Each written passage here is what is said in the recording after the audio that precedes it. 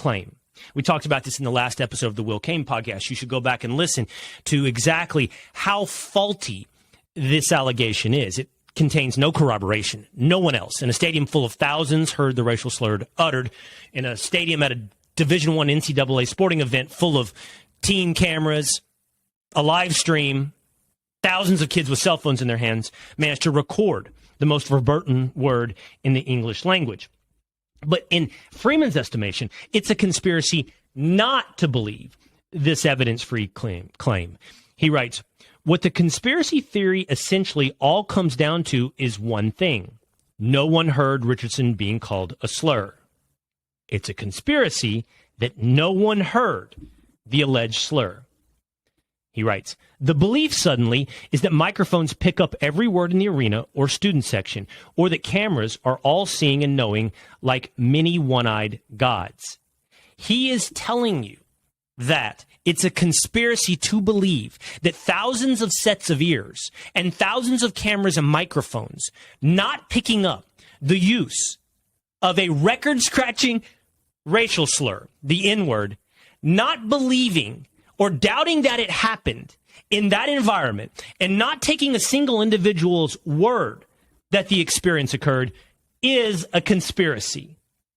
And it's a conspiracy associated to QAnon.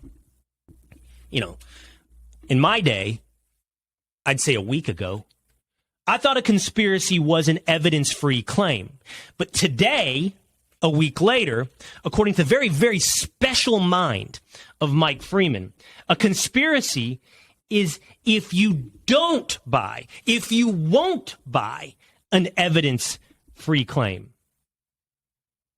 Then he starts to lay it on with the rhetorical tricks, with the irrationality. Here they are. You know who else believes Rachel Richardson? South Carolina women's basketball coach Dawn Staley, who canceled her program's series against BYU. Staley believes he or she wouldn't put her reputation or that of her program on the line. So South Carolina women's basketball coach Dawn Staley, who has no firsthand knowledge of the incident, canceled her series against BYU. And that is somehow an validation of the allegation of Rachel Richardson. Dawn Staley, more than likely, read the original column of Mike Freeman, USA Today, purporting this allegation as truth, or saw the tweets of Roland Martin or Jamel Hill, or saw the reports on ABC or ESPN or NPR. And that Dawn Staley gobbled up, ingested, inhaled the initial lie is somehow validation, and acted on it, is somehow validation of the lie. This is called an appeal to authority, by the way. It is your first rhetorical trick.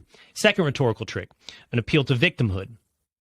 Freeman writes, in many ways, this story is about race and how black people have constantly proved or had to prove we're not criminals or liars, that we don't commit mass voter fraud, or that we get jobs only because of affirmative action. We have to prove, as Richardson does, that we heard what we heard, that we saw what we saw.